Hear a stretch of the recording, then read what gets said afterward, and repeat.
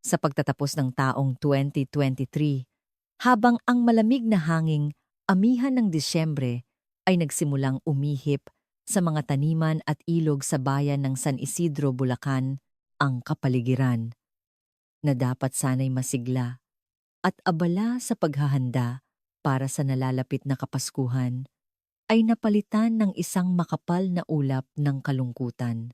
Hindi ito isang natural na ulap, kundi ulap ng takot at pagkalito na bumalot sa isipan ng mga tao sa lugar, lalo na sa grupo ng mga nagtatrabaho bilang tagapaghatid ng mga order o mas kilala bilang mga delivery rider.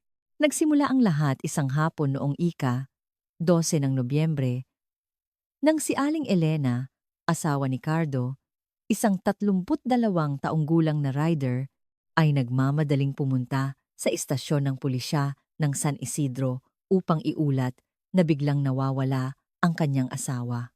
Umiiyak na ikinuwento ni Elena na umalis ng bahay si Cardo para magtrabaho ng maaga tulad ng dati. Siya ay isang huwarang asawa at ama, hindi umiinom, hindi nagsusugal, at walang utang kaninuman. Ang huling beses na nakausap niya ang kanyang asawa ay bandang 2:00 ng hapon. Sinabi nito na may ihahatid lang siyang isang order sa Barangay San Roque at uuwi na agad. Ngunit hinintay niya hanggang magdilim. Lumipas ang oras ng hapunan, ngunit hindi pa rin bumabalik ang kanyang asawa. Tumatawag ang kanyang telepono, ngunit walang sumasagot. Hanggang sa ito'y namatay na at hindi na muling makontak. Matapos matanggap ang ulat, sinimulan ng pulisya ng San Isidro ang paunang investigasyon. Ngunit ang paghahanap sa isang nawawalang tao sa malawak na lugar tulad ng San Isidro ay napakahirap. Sinuri ng mga pulis ang mga motel, ospital at tinanong ang mga kaibigan at katrabaho ni Cardo, ngunit walang nakuhang anumang impormasyon. Ang kaso ni Cardo ay naitala sa file ng mga nawawalang tao at ang pag-asang matagpuan siya ay unti-unting naglaho sa paglipas ng panahon. Ang trahedya, na tila isang hiwalay na insidente lamang, ay naulit sa isang nakapangingilabot na paraan. Halos 2 linggo ang lumipas, noong ika-25 ng Nobyembre, isang pamilya naman ang nag-ulat na nawawala si Jerome, 27 taong gulang, isa ring delivery rider. Ang sitwasyon ay katulad ng kaso ni Cardo. Nawala si Jerome sa hapon matapos maghatid ng isang order at ang kanyang telepono ay tumunog bago tuluyang namatay. Sa puntong ito, nagsimulang makaramdam ng kakaiba ang hepe ng pulisya ng San Isidro. 2 rider na may parehong propesyon ang nawala sa magkasunod na panahon na may magkatulad na detalye. Ito ay isang nakakakilabot na pagkakataon.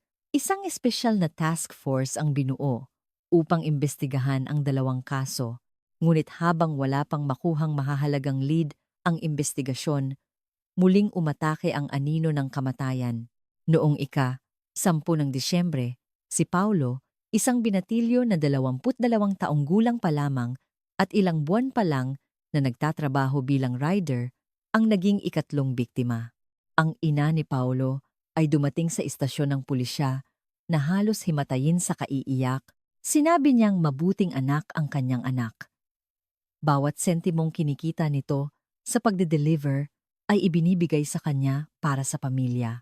Walang dahilan para tumakas ito sa kanilang bahay. Nagsimulang lumala ang sitwasyon. 3 tao ang nawala sa loob lamang ng wala pang 1 buwan. Mabilis na kumalat ang balita na nagdulot ng matinding takot sa mga rider sa lugar. Marami ang hindi na nangahas tumanggap ng mga order na patungo sa mga liblib at malalayong lugar tuwing hapon at gabi. Ang mga delivery company ay hindi na rin mapakali at patuloy na nakikipag-ugnayan at pumipilit sa mga pulis. Dahil sa komplikadong sitwasyon, inatasan ng Provincial Director ng Bulacan Provincial Police Office, PPO, ang Provincial Investigation and Detective Management Unit na opisyal na hawakan ng kaso. Itinalaga ito bilang isang special case. Si Police Colonel Dante Reyes, isang batikang investigador na kilala sa paglutas ng mga komplikadong kaso, ang naatasang mamuno sa Special Investigation Team. Si Colonel Reyes at ang kanyang koponan ay nagsimulang magtrabaho sa ilalim ng matinding pressure.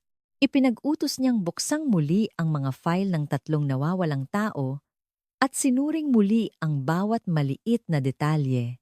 Natuklasan niya na lahat ng biktima ay may iisang pagkakatulad.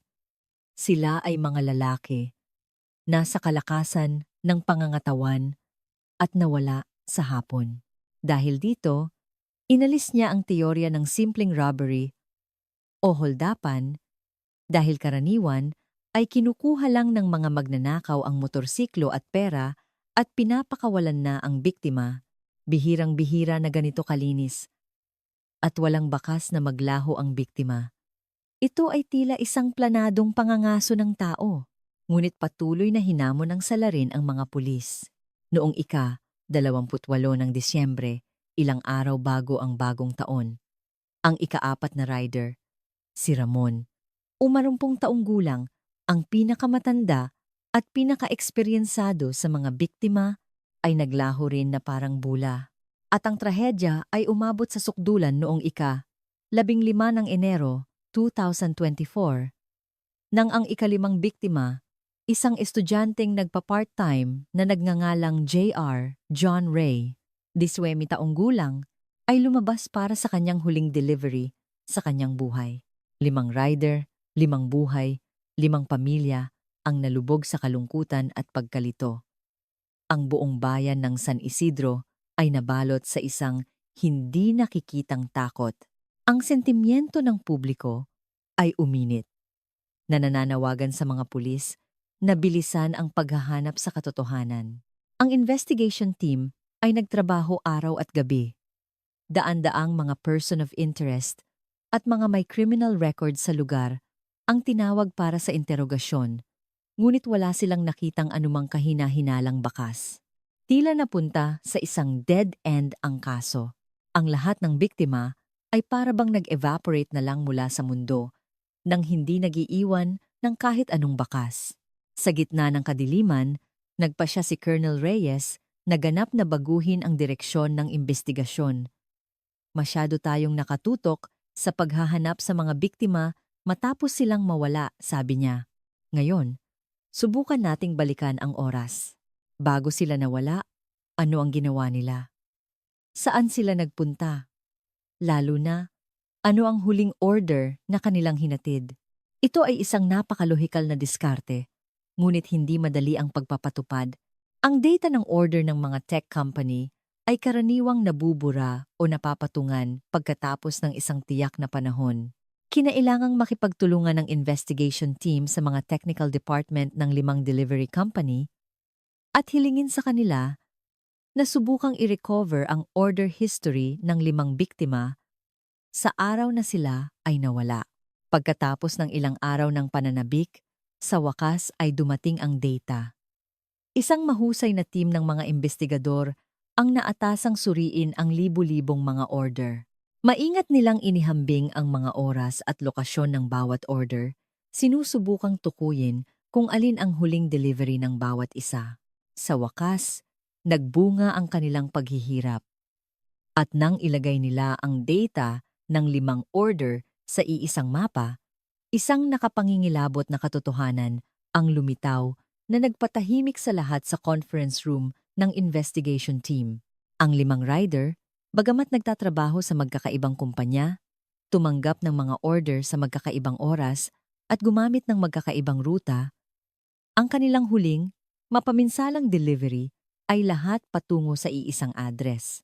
Isang address na matatagpuan sa dulo ng isang maliit na kalsadang lupa sa Barangay San Roque.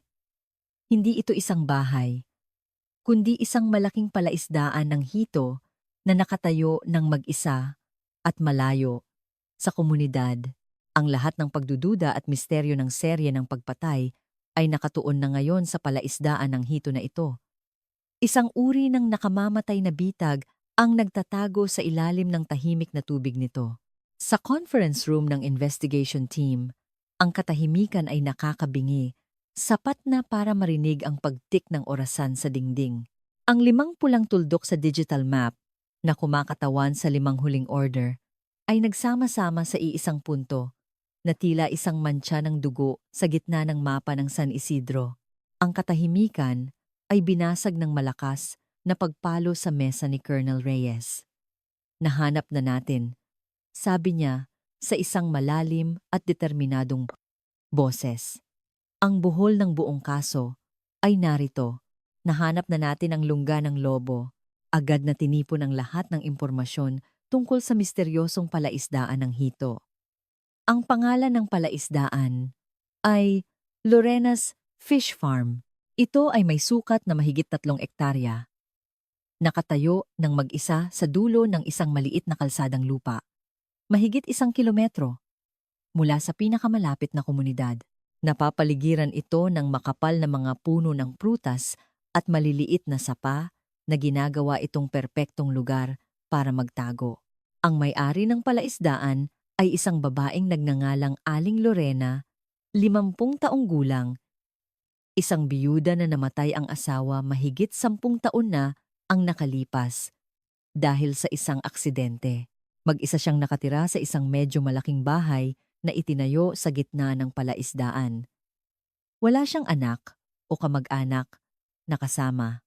Ayon sa mga residente sa lugar, si Aling Lorena ay medyo misteryoso. Bihira siyang makisalamuha sa mga kapitbahay, ngunit napakabait naman. Minsan ay namimigay siya ng isda at prutas sa mga kalapit-bahay. Ang pinaka-espesyal na bagay na kinikilala ng lahat ay kahit na 50 taong gulang na, si Aling Lorena ay nananatiling maganda at kaakit-akit. Mayroon siyang magandang pangangatawan, maputing balat, at malumanay na pananalita na kayang akitin ang sinumang lalaki. Isang magandang biyuda na nakatira ng mag-isa sa gitna ng isang malaking liblib na palaisdaan. Kapag pinagsama-sama ang mga detalyeng ito, bumubuo ito ng isang kakaiba at nakakatakot na larawan. Hinala ni Colonel Reyes na malaki ang posibilidad na si Aling Lorena ang killer o kung hindi man ay may malaking kinalaman sa kaso. Ngunit lahat ay haka-haka pa lamang. Siya ay may mabuting reputasyon sa lugar at walang anumang criminal record.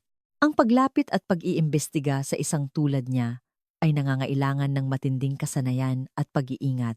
Isang plano ng surveillance at paglapit sa target ang binuo. Nagpa siya ang investigation team na hindi sila magpapakilala bilang pulis, kundi gagamitin ang parehong landas na tinahak ng mga biktima. Nakipagtulungan sila sa isang delivery company at gumawa ng isang pecking order kung saan ang address ng tatanggap ay ang Lorena's Fish Farm. Ang gagawa ng espesyal na misyon na ito ay si Police Lieutenant Marco Cruz, isang binatang pulis na gwapo, matalino, at mabilis mag-isip sa mga biglaang sitwasyon.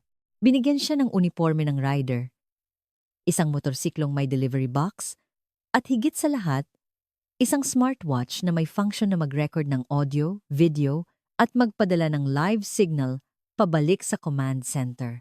Hapon ng ika-20 ng Mayo, si Lieutenant Marco, na nagpapanggap na rider, ay nagmotorsiklo sa kalsadang lupa patungo sa palaisdaan ni Lorena. Habang papalapit, lalong nagiging tahimik ang paligid. Naramdaman niya ang isang nakakakilabot na katahimikan, tanging ang tunog lamang ng hangin na humahampas sa mga dahon at huni ng mga ibon ang maririnig. Ang bahay ni Aling Lorena ay lumitaw sa dulo ng kalsada. Ito ay isang matibay na bahay na semento na may berdeng bubong na yero, malinis at maayos, hindi mukhang taguan ng isang kriminal. Ipinark ni Lieutenant Marco ang motor, kinuha ang pekeng kahon at pinindot ang doorbell. Ilang segundo lang, bumukas ang bakal na gate. Isang babae ang lumabas. Siya si Aling Lorena. Nakasuot siya ng isang berdeng damit pambahay na seda na nagpapatingkad sa kanyang maputing balat at kaakit-akit pa ring katawan. Maayos na nakapusod ang kanyang itim na buhok. Tiningnan niya ang binatang rider at ngumiti ng palakaibigan. May delivery ka ba, iho? Pasensya na at nahirapan ka pang pumasok dito, sabi niya. Ang kanyang boses ay matamis at kaaya-aya. Okay lang po, ma'am. Trabaho ko po ito, sagot ni Lieutenant Marco. Sinusubukang maging natural. Habang pumipirma si Aling Lorena, Nagsimula siyang makipag-usap. Anong pangalan mo? Ang lakas at gwapo mong bata. Bakit ka nagra-rider? Mahirap yan. Mainit, maulan, at delikado pa. Marco po. Bawat trabaho naman po may hirap, ma'am. Natapos nang pumirma si Aling Lorena, ngunit hindi pa siya pinapaalis. Inanyayahan niya itong pumasok sa bahay para uminom ng tubig at magpahinga. Pasok ka muna, iho. Ang init-init, igagawa kita ng malamig na kalamansi juice bago ka umalis. Sinunod ni Lieutenant Marco ang plano at hindi tumanggi. Sumunod siya kay Aling Lorena sa loob ng bahay. Ang sala ay simpleng pinalamutian, ngunit malinis. Pinaupo siya ni Aling Lorena sa sofa at pumasok ito sa kusina. Habang nag-iisa, tahimik na sinuri ni Lieutenant Marco ang paligid. Wala siyang nakitang kahina-hinala. Maayos ang bahay, walang bakas ng gulo. Ilang sandali pa, lumabas si Aling Lorena na may dalang isang baso ng malamig na kalamansi juice. May hiwa ng kalamansi sa gilid ng baso, mukhang napakasarap. Inilapag niya ito sa mesa sa harap niya. Uminom ka, para sumigla ka. Naaawa ako sa inyo na nagtatrabaho sa init. Umupo siya sa silya sa tapat at nagsimula ng isang mas kakaibang usapan. Detalyado niyang tinanong ang tungkol sa kanyang trabaho. Magkano ang kinikita kung may kasintahan na ba? At pagkatapos, nag-alok siya ng isang nakakagulat na proposal. Isang pagsubok sa kasakiman na maaaring hindi nalampasan ng mga naunang biktima. Ganito na lang, Marco, sabi niya na may makahulugang tingin. Tigilan mo na yung mahirap na trabaho mo at sa akin ka na lang magtrabaho. Itong palaisdaan, malaki, hindi ko na kaya mag-isa. Tulungan mo akong pamahalaan ito. Parang manager na rin. May mga trabahador naman para sa mabibigat na gawain. Ikaw na lang bahala sa mga papeles at pag-supervise. Ang sahod mo, gagawin kong triple ng kinikita mo bilang rider. Sa katapusan ng taon, kung may kita, bibigyan pa kita ng parte. Ano? Okay ba? Ang alok na ito, na hindi inaasahan at napakaganda, ay sapat na para manghina ang sinumang binata. Nagpanggap si Lieutenant Marco na nagulat at natuwa. Talaga po, ma'am? Ganoon po kalaki ang tiwala ninyo sa akin? Isang tapat at malakas na binatang tulad mo. Bakit hindi? Ngiti ni Aling Lorena. Nasiyahan nang makitang tila kumagat na ang pain. Kung ganoon, deal na ha. Inumin mo na itong juice. Bilang selebrasyon sa pagsasama natin. Itinulak niya ang baso palapit sa kanya, ang mga matay puno ng pag-aasam. Ito ang kritikal na sandali. Ngumiti si Lieutenant Marco, ngunit maingat na iniwasang kunin ang baso. Salamat po ng marami, ma'am. Biglaan po kasi ang alok ninyo. Pero, natutuwa po ako. Pero itong juice, pasensya na po, hindi ko po muna iinumin. Mahigpit po kasi ang rules ng kumpanya namin. Bawal po kaming kumain o uminom ng kahit ano mula sa customer para maiwasan ang gulo. Kapag nahuli po ako, tanggal agad ako sa trabaho. Pwede po bang pag-isipan ko muna ang alok ninyo? Tapos babalik ako bukas para sa sagot ko? Nagbigay siya ng isang propesyonal at makatwirang dahilan. Parehong natanggihan ang juice at nagbukas ng daan para sa susunod na pagkikita. Nang makitang tumanggi ang biktima na uminom, bahagyang nadismaya at nagduda ang mukha ni Aling Lorena, ngunit mabilis niya itong naitago. Masyadong makatwiran ang dahilan nito para pilitin pa niya. Sige, pag-isipan mong mabuti. Bukas, bumalik ka. Hihintayin kita dito sa bahay. Nagsimula siyang maging mas mapang-akit. Dito ka muna. Makipagkwentuhan ka muna sa akin. Malungkot mag-isa. O baka naman gusto mo nang tumira dito kasama ko. Hindi lang para magtrabaho? Sabi niya habang tumatayo at lumalapit. Ipinatong niya ang isang kamay sa balikat nito. Alam ni Lieutenant Marco na sapat na ang impormasyong nakuha niya para sa unang paglapit. Dahan-dahan niyang inalis ang kamay nito at tumayo. Kailangan ko na po talagang umalis. Baka malate po ako. Bukas po, babalik ako para kausapin kayo ulit. Paalam po, ma'am. Pagkatapos sabihin niyon, mabilis siyang tumalikod at lumabas ng pinto. Hindi na binigyan ng pagkakataon na pigilan pa siya. Nang makasakay sa motor at makaalis sa kalsadang lupa, tiningnan niya ang side mirror. Nakita pa rin niyang nakatayo si Aling Lorena sa gate. Nakatingin sa kanya, ang mga mata nito ay puno ng panghihinayang at mahirap basahin. Sa command center, narinig at nakita ni Colonel Reyes at ng team ang lahat. Hindi tayo nagkamali, sabi ni Colonel Reyes. Parehong-pareho ang script niya. Pakikipag-usap, paggamit ng pera para subukin ang kasakiman at pag-aalok ng juice. Siguradong may problema ang basong iyon. Ang 5 biktima natin ay malamang na pumayag sa alok niya at ininom ang nakamamatay na juice na iyon. Naging matagumpay ang unang paglapit. Naunawaan na ng investigation team ang paraan ng salarin sa pag-akit at pagpili ng biktima. Ngunit ang pinakamalaking tanong ay nananatili. Ano ang nangyayari pagkatapos inumin ng biktima ang juice na iyon? At saan napupunta ang kanilang mga motorsiklo at ang kanilang mga katawan? Matapos ang unang operasyon, iniulat ni Lieutenant Marco ang lahat ng detalye sa team.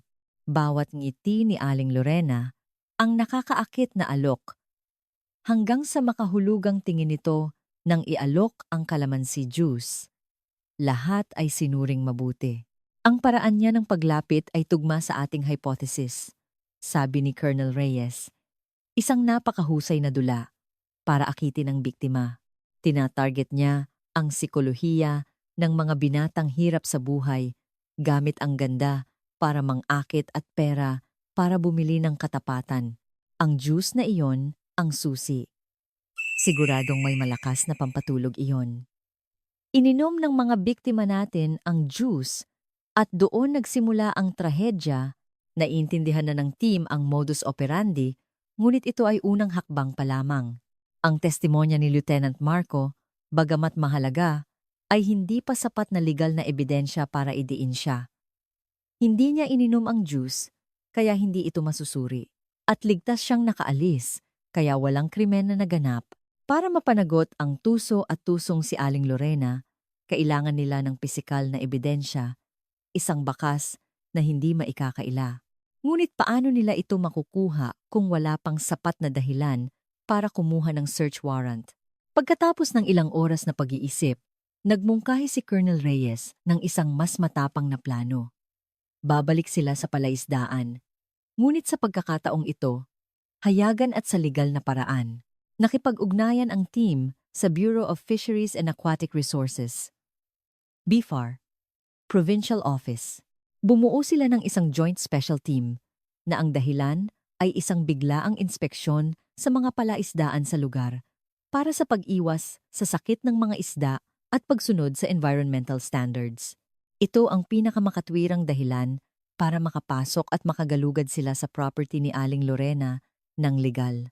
Kinaumagahan ng ika-25 ng Mayo, dumating ang inspection team na binubuo ng 5 tao, 2 opisyal mula sa BFAR at 3 pulis na nakasibilyan na nagpapanggap na mga eksperto. Nang makita ang sasakyan ng gobyerno na dumating nang hindi inaasahan, bahagyang nagulat si Aling Lorena. Ngunit mabilis na naging kalmado at palangiti. Tinanggap niya ang team nang may buong kooperasyon. Naku, isang karangalan po na mabisita ninyo ako. Tuloy po kayo, magtsaa muna tayo. Ang palaisdaan ko po ay laging sumusunod sa mga regulasyon. Makakasiguro po kayo, habang ang mga tunay na taga-BFAR ay gumagawa ng kanilang trabaho kumukuha ng water samples. Tinitingnan ang mga logbook ng pagkain ng isda sina Colonel Reyes at ang 2 pang pulis na nagpapanggap na environmental specialists ay tahimik na sinimulan ang kanilang paghahanap. Nagpakita ng katalinuhan si Aling Lorena. Palagi siyang nakabuntot kay Colonel Reyes. Walang tigil na nagpapaliwanag tungkol sa kanyang organic na pamamaraan ng pag-aalaga ng isda na tila binabantayan siya at ayaw bigyan ng pagkakataong tumingin sa ibang lugar. Ngunit, si Colonel Reyes ay bihasa rin. Dahan-dahan siyang humiwalay sa pamamagitan ng pagtatanong ng mga teknikal na katanungan at paghiling na ipaliwanag ito sa dalawang nakababatang eksperto na kasama niya. Nang abala na si Aling Lorena, lumihis si Colonel Reyes patungo sa likod ng bahay kung saan may ilang maliliit na bodega at isang magulong hardin. Sinuri niya ang bawat pulgada ng lupa. Mukhang normal ang lahat. Walang bakas ng paghuhukay. Walang kakaibang amoy. Tila mauuwi sa wala ang kanyang paghahanap.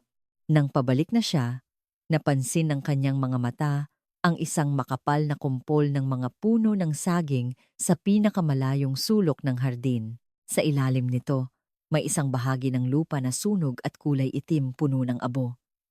Malinaw na may nagsunog ng isang bagay dito kamakailan lang. Lumapit si Colonel Reyes, nagsuot ng guwantes, at umupo para suriin. Sa una, abo lang ng tuyong dahon at sanga ang nakita niya.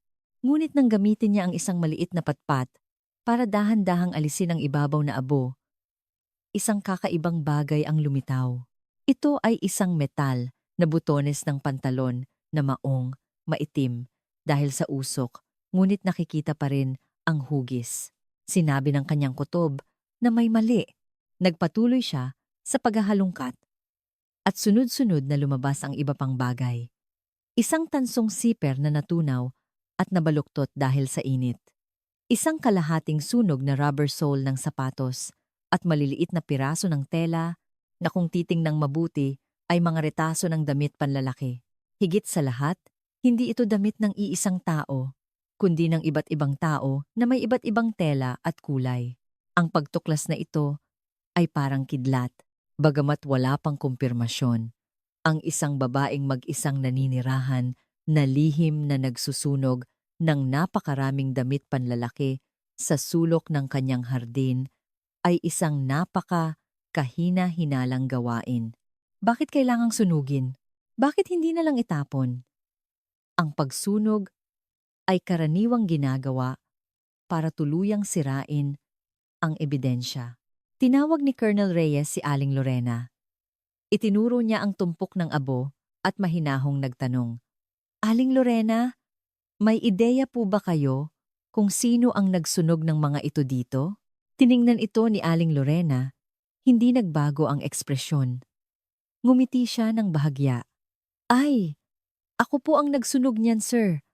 Mga lumang damit pantrabaho po iyan ng mga dati kong trabahador. Sira-sira na po at mabaho sa isda, kaya sinunog ko na lang para malinis." Isang perpektong sagot. Walang butas, ngunit hindi nito naloko ang isang profesional na pulis tulad ni Colonel Reyes. Alam niyang nagsisinungaling ito. Umalis ang inspection team matapos ang kanilang misyon. Nakuha nila ang kanilang unang pisikal na lead. Bagamat ang mga sunog na damit ay hindi pa sapat para kasuhan siya, lalo itong nagpatibay sa kanilang hinala. Pauwi, nakaupo si Colonel Reyes sa sasakyan, nakatingin sa labas ng bintana kung saan naglalakihan ang mga palaisdaan. Tinitigan niya ang tahimik at berdeng tubig ng palaisdaan ni Lorena at isang nakapangingilabot na teorya ang pumasok sa kanyang isipan. Isang malaking palaisdaan, 10-10 metro ang lalim. At sa ilalim niyon, libu-libong hito na kumakain ng kahit ano. Kung gusto mong itago ang isang bangkay, mayroon pa bang lugar na mas malupit at nakakatakot kaysa rito? Patayin ang tao. Sunugin ang mga damit at gamit para sirain ang ebidensya at itapon ang bangkay sa palaisdaan para kainin ng mga isda. Isang perpektong krimen, walang iniiwang bakas. At ang mga motorsiklo, maaaring nasa ilalim din ng malalim na putik ang mga iyon. Pagbalik sa command center, nagpatawag ng agarang pulong si Colonel Reyes. Inilahad niya ang kanyang teorya. Natahimik ang buong kwarto. Kinilabutan ng lahat sa kalupitan ng magandang si Lorena. Ngayon, mayroon na silang halos kumpletong larawan ng krimen, ngunit ang teorya ay teorya pa rin. Para legal na mapatuyo ang isang 3 ektaryang palaisdaan, kailangan nila ng mas matibay na ebidensya. Kailangan nilang mahuli siya. Sa akto, wala nang ibang paraan, sabi ni Colonel Reyes, matigas ang boses. Kailangan nating bumalik doon. Sa pagkakataong ito, babalik si Lieutenant Marco bilang pain. Pero ngayon, hindi natatanggihan ng pain ng Juice. Ngayon, kailangang sumara ng tuluyan ng bitag. Ang desisyon na bumalik sa palaisdaan ni Lorena upang harapin ang demonyitang si Lorena ay isang napakapanganib na desisyon. Alam ng team na sa pagkakataong ito, mas mataas ang antas ng panganib para sa undercover na pulis. Noong una, nagawa ni Lieutenant Marco na tumanggi ng maayos. Ngayon, kailangan niyang magpanggap na ininom ang juice na may pampatulog, ilagay ang sarili sa isang sitwasyon kung saan hindi niya kayang ipagtanggol ang sarili at iasa ang buhay sa tadhana. Isang maliit na pagkakamali sa plano o pagkaantala ng reinforcement ay magdudulot ng isang malagim na kahihinatnan. Personal na kinausap ni Colonel Reyes si Lieutenant Marco para sa misyon, hindi niya itinago ang mga panganib. Ito ay isang napakadelikadong misyon, Lieutenant. Maaaring ikamatay mo ito. Seryosong sabi niya. Kung hindi ka handa, hahanap tayo ng ibang paraan. Ang kaligtasan ng ating mga tauhan ang pinakamahalaga. Tumayo ng tuwid si Lieutenant Marco. Handa po ako, sir. Ang sakripisyo ng 5 inosenteng sibilyan ay mas malaki kaysa sa anumang panganib. Tiwala po ako sa plano ng team at sa aking mga kasama. Ang katapangan ng binatang pulis ay nagbigay ng kumpiyansa sa buong team. Isang mas detalyadong plano ng entrapment operation ang binuo. Bawat backup plan, bawat worst-case scenario ay isinaalang-alang para harapin ang nakamamatay na Juice. Isang matalino at tusong solusyon ang inihanda. Si Lieutenant Marco ay lalagyan ng isang espesyal na maliit na liquid pouch na nakatago sa kanyang katawan sa ilalim ng uniforme. Isang napakaliit na tubo, halos hindi makita, ang ikokonekta mula sa pouch pataas sa gilid ng kanyang kwelyo.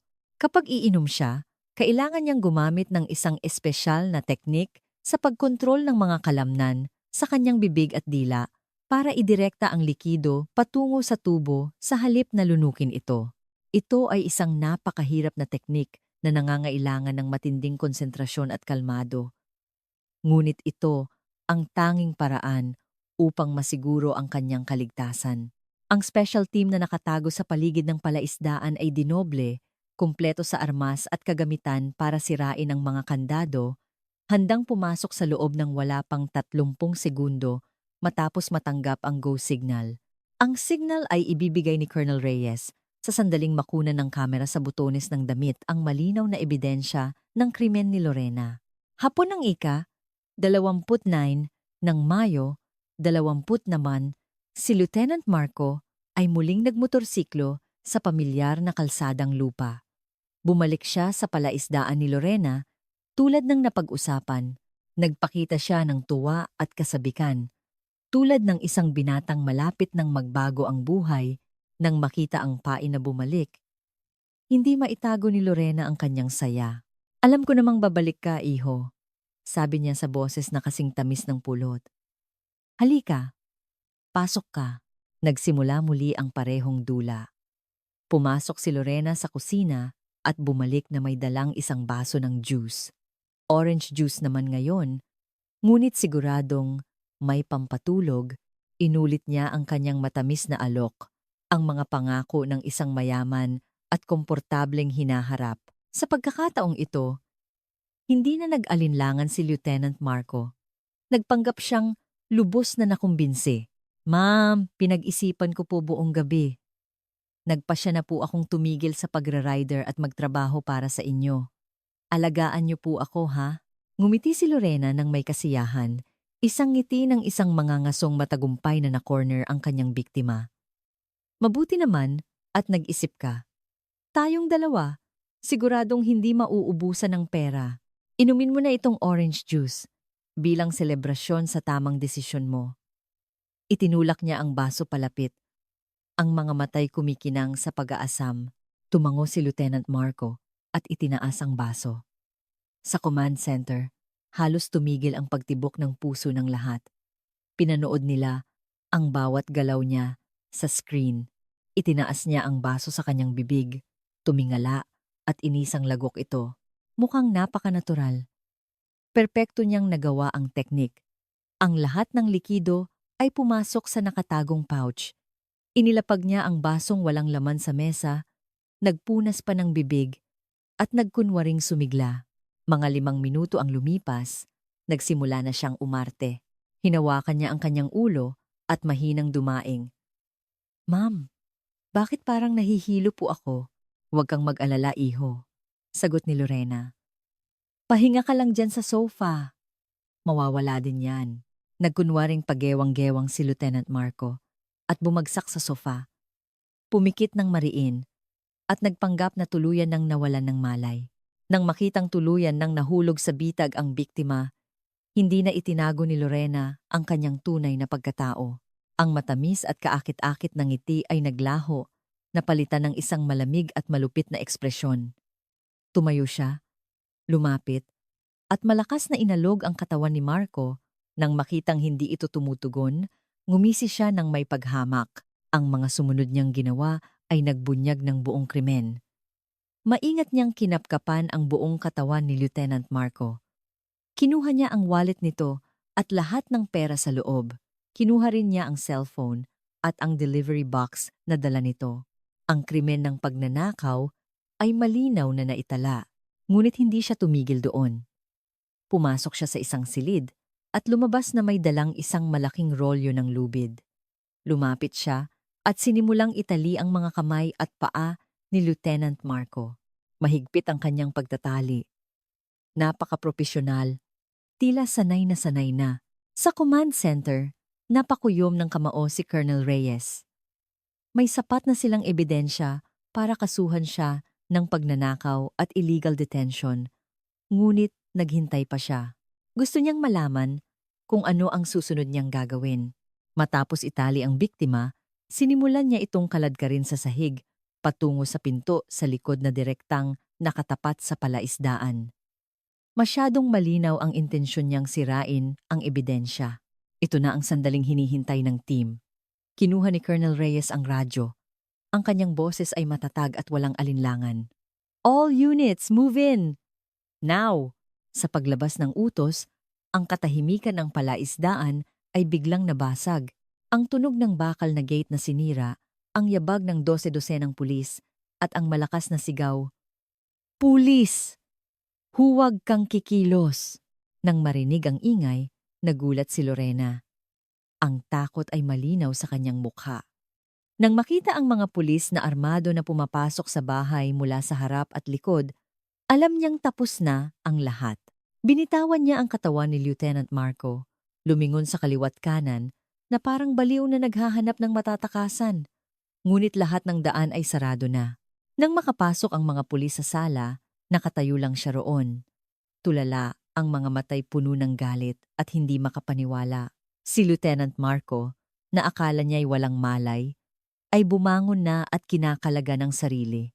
Ang tingin niya ay hindi na ang tingin ng isang inosenteng rider, kundi ang matalas na tingin ng isang alagad ng batas. "Lorena, arestado ka na," sabi ni Colonel Reyes. Ang boses ay kasing lamig ng yelo. Nang dalhin sa Bulacan Provincial Police Office, sa simula ay nanatiling matigas si Lorena at hindi nakikipagtulungan. Sa interrogation room, kaharap si Colonel Reyes. Nanatili siyang tahimik. Lahat ng tanong ay parang ibinabato sa isang pader.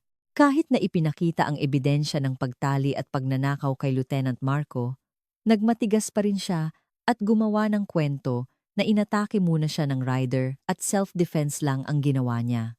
Hindi natinag si Colonel Reyes. Alam niyang sa isang taong komplikado at tuso tulad ni Lorena, hindi uubra ang pilit na pagtatanong. Sumenyas siya sa isang tauhan na simulan ang pagpapakita ng mga ebidensya. Una, ang video mula sa kamera ni Lieutenant Marco. Ang buong dula niya mula sa matamis na ngiti, sa mapanuksong alok, hanggang sa malamig at malupit na tingin nang mawalan ng malay ang biktima, at ang bihasang pagnanakaw at pagtatali lahat ay malinaw na ipinakita. Nagsimulang magbago ang ekspresyon ni Lorena, ngunit nanatili pa ring tikom ang bibig. Sunod, ipinakita ni Colonel Reyes ang mga litrato mula sa crime scene sa ilalim ng puno ng saging sa likod bahay. Ang mga sunog na damit panlalaki, ang butones ng maong, ang natunaw na siper, isang babaeng mag-isang naninirahan tulad ninyo? Sabi ni Colonel Reyes sa malalim at mabigat na boses. May hobby po ba kayong magsunog ng damit panlalaki? O ito po ba yung mga damit ng mga trabahador ninyo na umalis na gaya ng sabi ninyo? Kung ganoon, bakit po nang sinuri namin? Lahat ng dati ninyong trabahador ay nagsabing dinala nila lahat ng gamit nila nang umalis sila. Nagsimulang manginig si Lorena. Ang kanyang pader ng depensa ay nagsimulang magkabitak at ang huling, pinakamatinding alas ay inilabas. Inilatag ni Colonel Reyes sa mesa ang mga litrato ng 5 rider na nawawala. Inihanay niya ang mga ito sa harap ni Lorena. Cardo, Jerome, Paulo, Ramon, JR. Binasa niya ang bawat pangalan ng malakas at malinaw. Ang 5 lalaking ito, alam niyo po ba kung ano ang iisang pagkakatulad nila? Ang huling order nila, bago sila tuluyang naglaho sa mundo, ay lahat ipinadala sa inyo, Aling Lorena. Nang makita ang mga mukha ng 5 binata sa mga litrato, biglang humagulgol si Lorena. Mga luha ng hinanakit, pagsisisi, at lubos na pagkatalo. Alam niyang wala nang silbi ang pagtanggi. Alam na ng mga pulis ang lahat. Oo. Umamin siya. Sa gitna ng mga hikbi. Ako nga. Ako ang gumawa ng lahat. At ang dating magandang babae ay yumuko at inamin ang lahat ng kanyang karumal-dumal na krimen. Ang kanyang confession ay isang kuwento ng trahedya. Pag-ibig, kataksilan, galit, at isang baluktot na paghihiganti. Ilang taon na ang nakalipas matapos mamatay ang kanyang asawa, umibig siya sa isang binatang delivery rider. Nagtiwala siya at ibinigay ang lahat pagmamahal at halos lahat ng kanyang naipon. Ngunit ang lalaking iyon ay naglaho kasama ang kanyang pera. Iniwan siya na may durog na puso at matinding galit sa lahat ng may ganitong propesyon. Naniwala siyang lahat sila ay manloloko, sakim, at handang yurakan ang damdamin ng iba para sa pera. Kaya gumawa ako ng pagsubok, malamig niyang pag-amin. Sinumang rider na pumunta doon, bibigyan ko ng alok. Pangangakuan ko sila ng maginhawang buhay, isang trabahong hindi mahirap. Kung sino ang tumanggi, malaya siyang umalis. Pero kung sino ang magpakita ng kasakiman, kumislap ang mata dahil sa pera at pumayag sa alok ko. At ang taong iyon, nararapat mamatay. Ang 5 biktima, kabilang ang binatang estudyante na gusto lang kumita para sa pamilya, ay hindi nakapasa sa kanyang malupit na pagsubok. Pumayag sila at ininom ang nakamamatay na juice. Pagkatapos nilang inumin ang juice na may malakas na pampatulog hanggang sa mawalan sila ng malay, detalyado niyang ikinuwento ng walang bahid ng pagsisisi. Pagkatapos, kukunin ko lahat ng pera at gamit nila, pati ang mga package na ide-deliver sana nila. Iyon ang bayad sa kasakiman nila. At ang mga motorsiklo? Tanong ni Colonel Reyes. Hihintayin ko hanggang hating gabi, sagot niya. Itutulak ko ang mga motor papunta sa Pampang. Bubuksan ko ang tangke, gagamit ako ng hose para sipsipin lahat ng gasolina at ilagay sa mga lalagyan. Pagkatapos, itutulak ko ang buong motor sa pinakamalalim na bahagi ng palaisdaan. Isa-isa. Ang kanyang paraan ng pagtatapon ng ebidensya ay kalkulado at malupit. Ang pagsipsip ng gasolina ay hindi lang para maiwasan ang polusyon, kundi para mapakinabangan pa ang huling ari-arian ng biktima. Matapos itapon ang mga motorsiklo, gagamit siya ng isang kariton para dalhin ang bangkay sa Pampang, itatali sa isang bloke ng semento o sako ng bato na inihanda na niya at itutulak sa palaisdaan. Ang mga damit at personal na gamit ay susunugin niya sa sulok ng hardin para walang maiwang bakas. Ang buong confession ay naitala. Ang kumpletong larawan ng krimen ay nabuo na. Hindi na ito teorya, kundi katotohanang kinumpirma mismo ng salarin.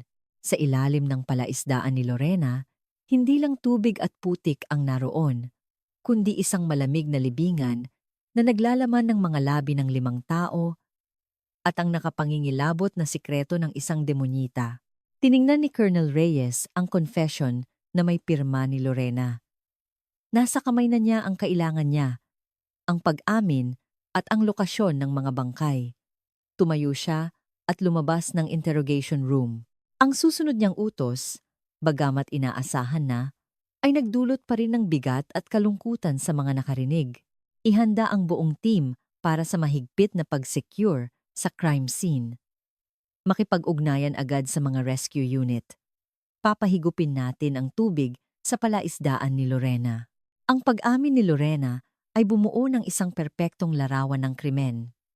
Ngayon, hindi na ito teorya, kundi katotohanang kinumpirma ng salarin. Sa ilalim ng palaisdaan, hindi lang tubig at putik ang laman, kundi isang malamig na libingan para sa 5 tao at kanilang mga nakakatakot na lihim.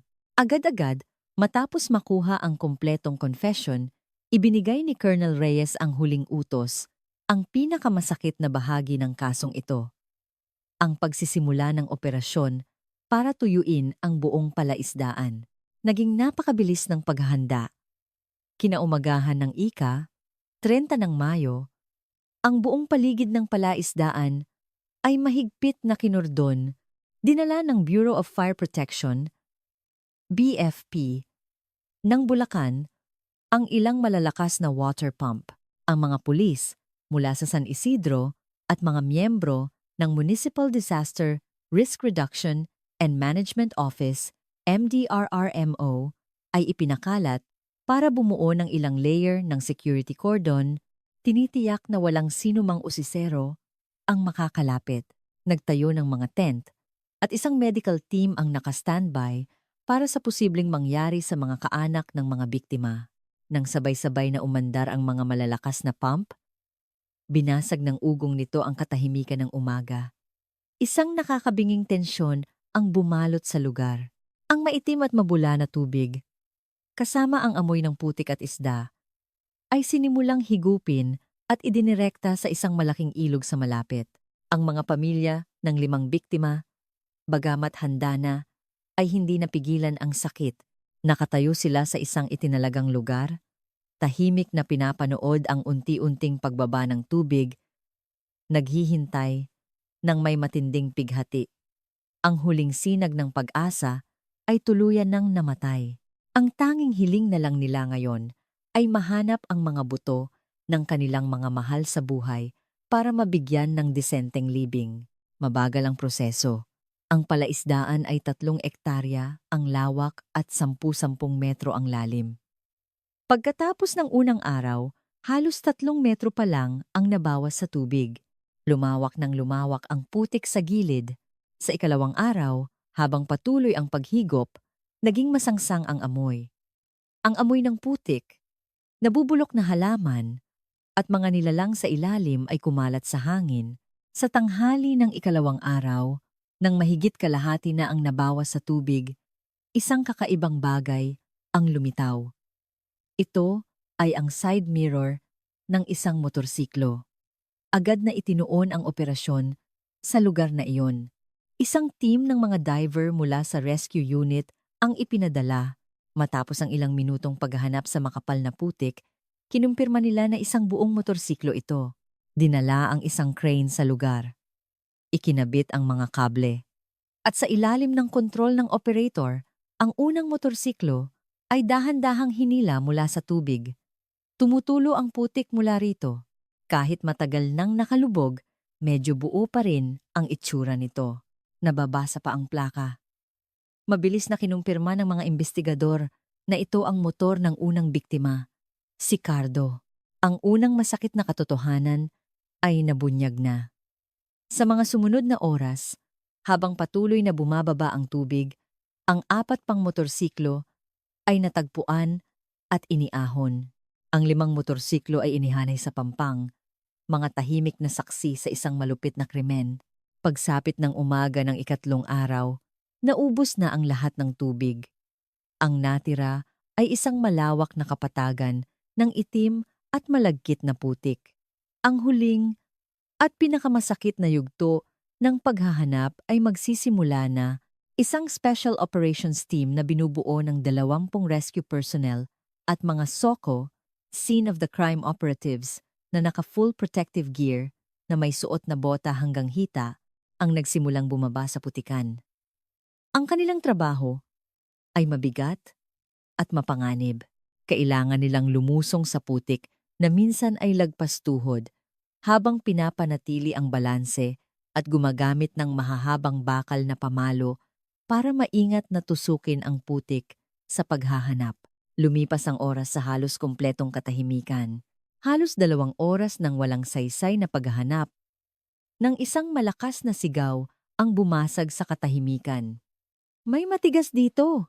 Lahat ng mata ay napunta sa gitna ng dating palaisdaan. Naramdaman ng isang tauhan na tumama ang dulo ng kanyang pamalo sa isang matigas na bagay, hindi bato. Mabilis na nagtipon ang buong team, gamit ang mga pala at kanilang mga kamay. Dahan-dahan nilang inalis ang makapal na putik. Isang parisukat na bloke ng semento ang unti-unting lumitaw. Nakatali rito ang isang makapal at kinakalawang na kadena. At nang sundan nila ang kadena, isang nakapangingilabot na tanawin ang bumungad. Ang kabilang dulo ng kadena ay nakatali sa isang buto ng binti ng tao, puting-puti na kaiba sa itim ng putik. Sa pampang, nang marinig ang sigaw, nagsimula ang malakas na iyak at hagulgol. Hindi na napigilan ang sakit na matagal nang kinikimkim. Maingat na sinuri ng mga soko ang lugar. Dahan-dahan nilang inalis ang putik at lumitaw ang mga buto sa tadyang, gulugod at sa huli ang bungo. Ang unang kalansay, bagamat hindi kumpleto, ay natagpuan na. Ang pagkatuklas sa unang kalansay ay nagbigay ng direksyon sa paghahanap. Sa mga sumunod na oras, sa iba't ibang bahagi ng putikan, ang ikalawa, ikatlo, ikaapat, at ikalimang kalansay ay natagpuan. Lahat ay nakatali sa mabibigat na bagay. Sa paglubog ng araw, natapos ang paghahanap sa pampang. Ang 5 set ng kalansay ay inihanay sa puting lona, katabi ang 5 kinakalawang na motorsiklo. Ngayon, ang tungkulin ng investigation team ay tiyakin na ang hustisya, bagamat na antala, ay ganap na maipapataw sa korte para sa kapayapaan ng mga kaluluwa ng mga pumanaw at para sa mga naulila. Isinagawa agad ang forensic examination sa 5 kalansay. Sa pamamagitan ng dental records at DNA comparison sa mga kaanak, tumpak na nakumpirma ang pagkakakilanlan ng 5 biktima. Sina Cardo, Jerome, Paulo, Ramon, at ang estudyanteng si JR. Kinumpirma rin ng pagsusuri na ang sanhi ng pagkamatay ng lahat ay asphyxiation. Natugma sa pahayag ni Lorena na sinakal niya sila. Gamit ang kumpletong pisikal na ebidensya, testimonya ng mga saksi, electronic data, at higit sa lahat, ang pag-amin ng salarin. Binuo ng Bulacan, PPO ang kaso. Ang makapal na folder ng kaso na naglalaman ng isa sa pinakamalupit na krimen na naganap sa gitnang Luzon ay isinampa sa Provincial Prosecutor's Office. Naglabas ng resolusyon ang piskal at isinampa ang kaso laban kay Lorena sa Regional Trial Court para sa mga napakabigat na kaso. 5 bilang ng robbery with homicide na may mga aggravating circumstances tulad ng multiple victims, extreme cruelty, at treachery. Hunyo 2024. Nagsimula ang paglilitis. Ang kaso ng biyuda ng palaisdaan ay yumanig sa buong bansa. Napakahigpit ng seguridad sa korte. Daan-daang tao at mga mamamahayag ang nag-abang sa labas. Sa loob ng courtroom, puno ang mga upuan.